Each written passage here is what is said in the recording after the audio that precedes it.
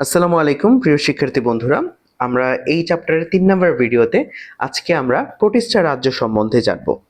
এর আগের ২টা ভিডিওতে আমি ভৌত জীববিজ্ঞান এবং ফলিত জীববিজ্ঞান সম্বন্ধে একটা ভিডিও আপলোড করছি। সেখানে তোমরা এই ২টার পার্থক্য এবং সংজ্ঞাগুলো জানবে, এবং সেকেন্ড ভিডিওতে আমি মনোরা রাজ্য সম্বন্ধে আলোচনা করছি। তোমরা যারা এখন পর্যন্ত ভিডিওগুলো দেখোনি, তোমাদের যদি কোনো ডাউট থাকে সেই ভিডিওগুলো দেখে নিতে পারো। কথা না বাড়িয়ে আমরা আজকে প্রতিষ্ঠা রাজ্য নিয়ে পড়া শুরু করি।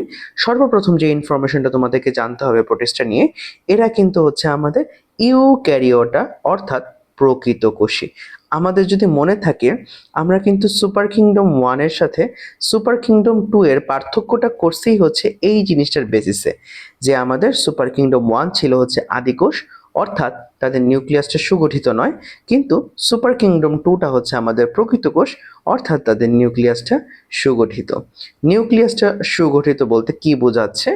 এই যদি হয় একটা নিউক্লিয়ার ঝিল্লি, তার ভিতরে থাকবে হচ্ছে নিউক্লিওলাস, তার ভিতরে থাকবে হচ্ছে ক্রোমাটিন তন্তু, এবং ব্যাকগ্রাউন্ডে থাকবে হচ্ছে নিউক্লিওপ্লাজম।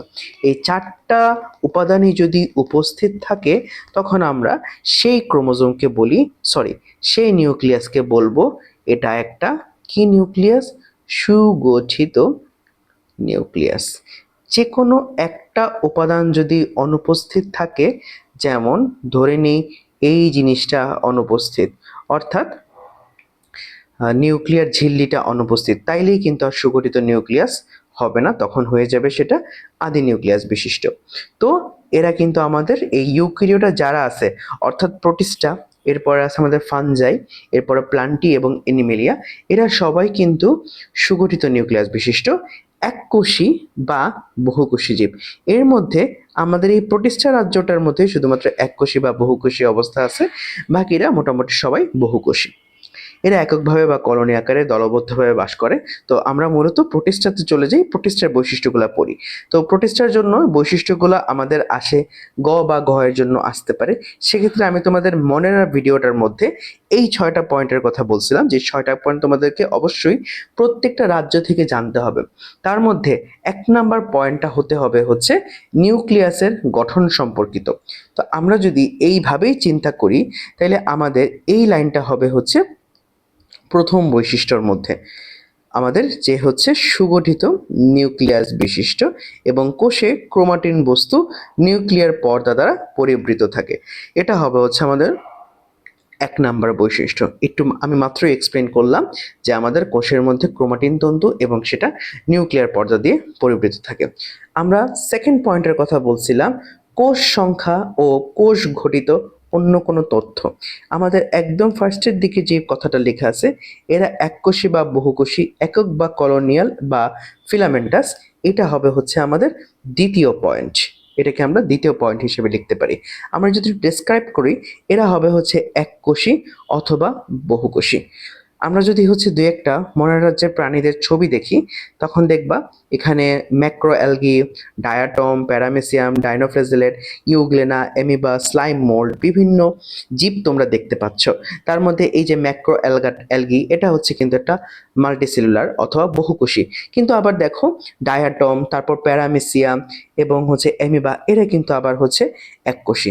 তার মানে আমাদের এই প্রোটিস্টা রাজ্যের জীবরা এককোষীয় হতে পারে, আবার বহুকোষীয় হতে পারে। তারপর লেখা আছে এরা হতে পারে হচ্ছে কলোনিয়াল বা ফিলামেন্টাস। এটা মানে কি বুঝাইলো আমাদের কলোনিয়াল এবং ফিলামেন্টাস? এটা আমি প্রোটিস্টা রাজ্যের সময় বলছিলাম, আমাদের এরা যদি হচ্ছে এইভাবে চারদিকে জড়ো হয়ে থাকে, তখন সেটাকে বলবো আমরা কলোনিয়াল। আর যদি এইভাবে একটার পর একটা এইভাবে অ্যাড থাকে লম্বালম্বিভাবে, তখন সেটাকে বলবো আমরা ফিলামেন্টাস। তো এটা দিব আমাদের দ্বিতীয় পয়েন্ট। 3 নাম্বার পয়েন্টের মধ্যে আমরা লিখবো হচ্ছে এই পয়েন্টটা, যে কোষে সকল ধরনের অঙ্গাণু থাকে। এটাও তোমরা এর উপরের লাইনটাও তোমরা চাইলে হচ্ছে দ্বিতীয় পয়েন্টে অ্যাড করে দিতে পারো, অথবা আলাদাও লিখতে পারো যে ক্রোমাটিন বস্তুতে ডিএনএ এবং আরএনএ এবং প্রোটিন থাকে। কোষে সকল ধরনের অঙ্গাণু থাকে। আমাদের মনের রাজ্যের মধ্যে শুধুমাত্র রাইবোজোম থাকতো, ওদের মধ্যে রাইবোজোম আছে, endoplasmic reticulum, Golgi body, mitochondria সহ সব ধরনের অঙ্গাণু উপস্থিত থাকে। এটাকে দিব হচ্ছে আমরা 3 নাম্বার পয়েন্ট। তারপর 4 নাম্বার পয়েন্ট হিসেবে আমরা চুজ করছিলাম হচ্ছে খাদ্য গ্রহণটা কে কিভাবে করে সেই পয়েন্টটা। এইভাবেও আমাদের প্রতিষ্ঠা রাজ্যরাও একইভাবে অনেকটা আমাদের আগের রাজ্যের মতনই ফটোসিনথেটিক এবং শোষণ পদ্ধতিতে হচ্ছে খাদ্য গ্রহণ করতে পারে। তোমরা 2টা অপশনই লিখবা, শোষণ বা ফটোসিনথেটিক পদ্ধতিতে। যাদের মধ্যে ক্লোরোপ্লাস্ট থাকে, ক্লোরোপ্লাস্ট সবার মধ্যে থাকে না, যাদের মধ্যে ক্লোরোপ্লাস্ট থাকে ওরা ফটোসিনথেসিস করতে পারে, ক্লোরোপ্লাস্ট না থাকলে ওরা শোষণ পদ্ধতিটা ফলো করে। এটা লিখবা তোমরা 4 নাম্বার বৈশিষ্ট্য হিসেবে। 5 নাম্বার ভেরি ভেরি ইম্পর্টেন্ট বৈশিষ্ট্য, এরা মাইটোসিস প্রক্রিয়ার মাধ্যমে করে অযৌন জনন এবং কনজুগেশনের মাধ্যমে করে হচ্ছে যৌন জনন। আগে 2টা ওয়ার্ড আমরা পড়ি, মাইটোসিসের মাধ্যমে সে অযৌন জনন করতেছে।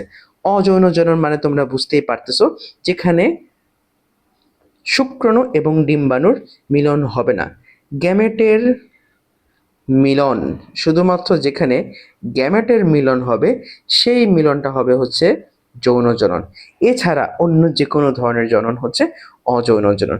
এখানে ওরা মাইটোসিসের মাধ্যমে জাস্ট একটা কোষ থেকে 2টা এবং 2টা থেকে 4টা অনেকটা এরকম করে ওরা সংখ্যা বৃদ্ধি করে ফেলে, এটা তাদের অযৌন জনন প্রক্রিয়া। আর কনজুগেশনের মাধ্যমে ওরা করতে পারে হচ্ছে যৌন জনন প্রক্রিয়া। এখন এটা তোমাদের একটা কোয়েশ্চেন থাকতে পারে, কনজুগেশন জিনিসটা কি?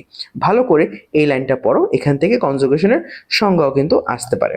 কনজুগেশন হচ্ছে এমন একটা প্রসেস যেখানে জৈবনিকভাবে ভিন্ন কিন্তু গঠনগতভাবে এক এরূপ 2টি গ্যামেটের মিলন ঘটে।